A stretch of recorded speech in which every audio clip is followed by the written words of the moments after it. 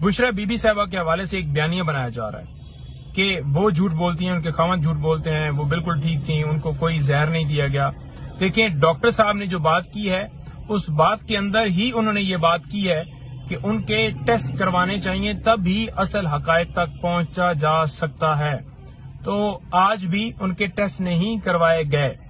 ہم یہ کہہ رہے ہیں کہ ان کے بلڈ جو ہے سیمپل جو ہیں وہ لیے جائیں، ان کے ٹیسٹ کیا جائے، اس کے بعد جو ہے مزید جو ہے جو ڈاکٹر صاحب نے ریکمینڈ کیے ہیں ٹیسٹ، وہ ٹیسٹ کروائے جائیں۔ اس کے بعد ہی فائنل جو ہے وہ اس کے اوپر اوپینین آ سکتی ہے کہ کھانے کے اندر کیا ملا کر دیا گیا ہے۔ دوسری بات یہ کہ خان صاحب کے حوالے سے بھی میں آپ کو بتا دوں کہ جب خان صاحب سے ملاقات ہوئی تھی تو اس کے بعد ہم نے ایک پٹیشن جو ہے دائر کی تھی،